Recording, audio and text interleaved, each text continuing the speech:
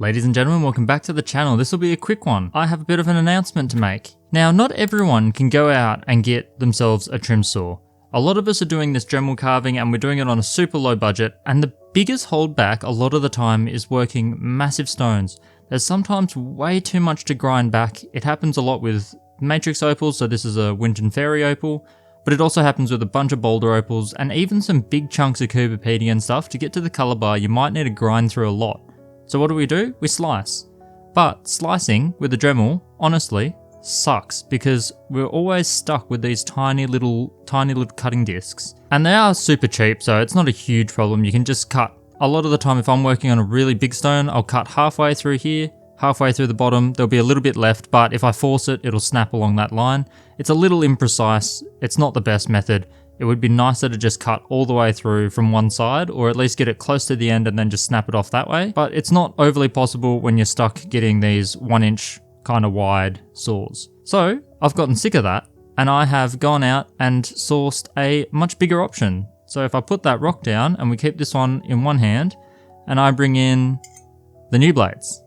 So we are now looking at a 60mm, that's 2¼ inches or so, 60mm diamond cutting disc. It is super fun to use. There are some drawbacks because over a larger span of a circle, it means you do get a little bit more wobble. It's a little bit less precise, of course, but it means we can cut stones that are this thick from just one side, or if we go from both sides, you can basically get the full 60, which is a huge stone. So I have no problems getting through a nice chunk of this and then just start slabbing it up with this blade. It is super fun, actually.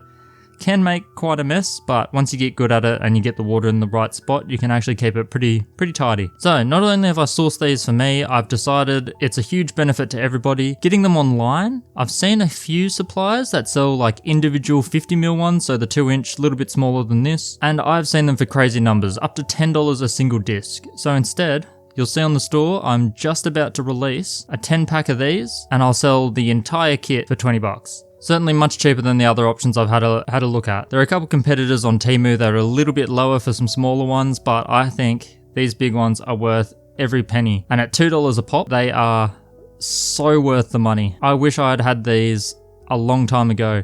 And now when I've got a chunk that I want to slice, maybe not this one, but a lot of stones where you just want to do a single slice, this one's more a candidate for slabbing.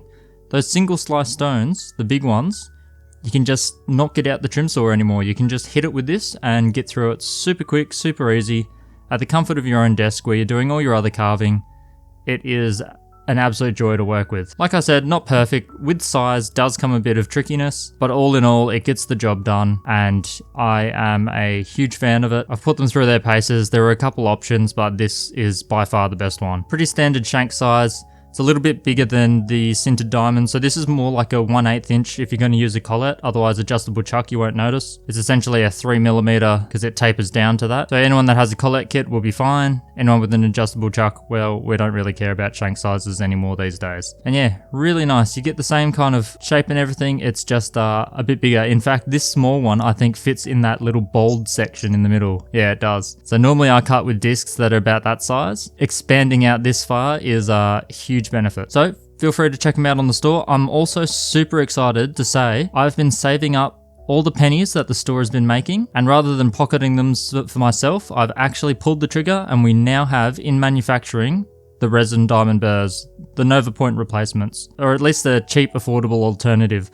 I just looked at the prices of Nova Points on the few stores that are still selling them in Australia, and for the large Nova Points, we are now up to $130 for a 4-pack.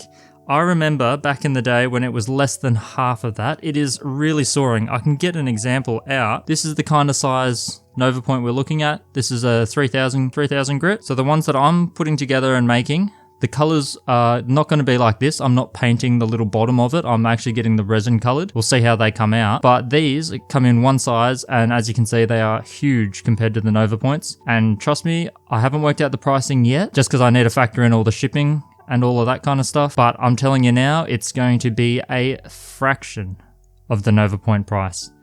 I ain't selling a 4-pack of these for $130. That is crazy. So instead, I'll try to keep the price as low as possible. I don't have any plans on any other tools that I'm really trying to save up for, so the profit margins I can keep super low. Maybe I'll bump them up one day when I decide I want to try to develop something new, or if people suggest some stock that's pretty expensive and hard to get, then I might need to focus on that a little bit more. But I have been saving, maybe a year since I tried these ones out, and then had a couple other prototypes since. So I'm super excited to say, not only am I getting these massive boys into the store, I'm going to have mass produced the Nova Point replacements, because the sandpaper drums are great, but they're not great for carving. They're really only good for when you're doing those free forms or cabs. But once you want to do intricate things where the surface might dive in a little bit, you need these little pointed resin tips. And I'll have a video comparing them a bit more when I get them in stock, just so that I'm clear what the pros and cons are between the two. Because I wouldn't say they're better, I wouldn't say they're worse, they're just very different. But who knows, that could only be in a couple weeks time. I'm super excited. Manufacturing is going to take a while. It only costs so much because I have to do a minimum order of in the thousands. So once you're getting thousands of units, even if they're pretty cheap, it adds up very quickly. But it doesn't matter because I've already sent them the cash. Now I'm just waiting for the burrs to get made, and then we'll get them delivered, and I'll get them on the store as soon as possible. You guys will be the first to hear about it. Before I launch it on the store, I'll be sure to let you guys know. So stay tuned. Good luck with your carving. Hopefully I can get you some tools that will help you along your journey. Things are getting way too expensive out there, and I'm not a fan of that. Let me try to do something about it. Anyway, good luck. Keep having fun. Stay safe, and I'll see you again very soon. Catch you guys.